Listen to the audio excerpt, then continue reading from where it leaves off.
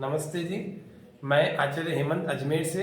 स्वागत है आपका। जी, मैंने आज आपके यहाँ गुलाब बाग में काफ़ी सालों बाद में आया और मुझे जी लगा कि आज इसको देखना चाहिए पूरे अच्छे प्रकार से। जी मुझे ये पता नहीं था इतने सालों में आपने इतना अधिक डेवलप कर दिया कि जी देख करके एक हैरानी सी होने लगेगी। जी और ये हैरानी बड़ी सकारात्मक थी।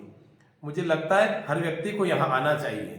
और जो यहाँ उदयपुर आ रहा है और गुलाब बाग की इस आर्ट गैलरी को और इस संस्कार वीथी को और जो भी यहाँ पर बताया जाता है उसको अगर देख नहीं रहा है 1-1.5 घंटा निकाल करके, वो बहुत कुछ वंचित रह जाता है उदयपुर आकर के भी।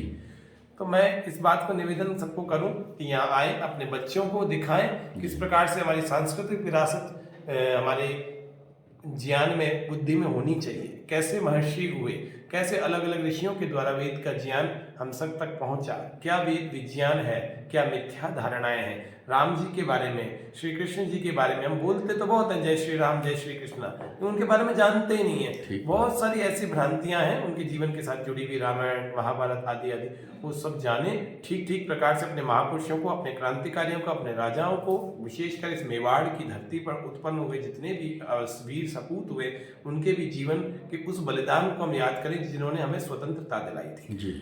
और उसके अतिरिक्त मुख्य रूप से जब सबसे पहला जिन्होंने क्रांति का बीज, स्वतंत्रता का बोया, स्वराज्य का विचार दिया, उस ऋषि जिसका नाम महर्षि दयानंद सरस्वती था, जो कि इस भारतवर्ष ही नहीं समूचे विश्व भर के लिए एक मतलब मानने योग्य ऐसे जिसको हम कहते हैं सबके आदरणीय होने चाहिए। सब पर उनका कृतज्ञता उनकी है, पूरे समाज पर उनकी कृतज्ञता उनको मानना चाहिए। निश्चित रूप से महर्षि की इस भूमि पर आकर के आर्यों का जो तीर्थ धाम हो गया एक तरह से गुलाब बाग, तो आदरणीय अशोक जी को मैं बहुत बहुत धन्यवाद और बधाई भी देता हूं। और मेरे को जो देख रहे हैं इन ऐसे दर्शकों श्रोताओं को मैं सबको निवेदन कर रहा हूं कि गुलाब बाग एक बार अवश्य आइए समय निकाल करके और इसको अपने पूरे परिवार सहित आकर के देखिए।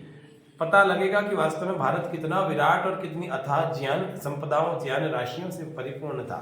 आप सब लोग आकर के, और यहाँ 16 संस्कार की इन्होंने अभी एक बहुत अच्छी संस्कार वीथी बनाई है। आधे घंटे की उस वीथी को देख करके लगता है कि सामान्य जो समाज में रहने वाला व्यक्ति, उसको पता लगता है कि गर्भाधान, पुंसवन, सीमंतो, नयन जात, कर्म, नामकरण, निष्क्रमण, अन्न प्राशन, चूड़ा कर्म, कर्ण, वेद उपनयनम, वेदारंभ, समावर्तनम, विवाह, वानप्रस्थ, संन्यास, अंत्येष्टि। ये बोलते तो बहुत रहते हैं, लेकिन आम व्यक्ति को तो इन 16 संस्कारों का नाम तक नहीं पता। उनको पता भी नहीं होता कि मुंडन, शादी और मरण के अलावा 2-4 कोई और भी संस्कार होते होंगे, उसके अलावा कुछ होता ही नहीं है।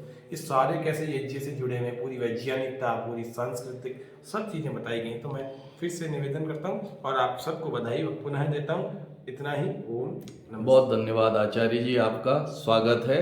फिर पधारिएगा जब भी समय मिले, ऐसा निवेदन है।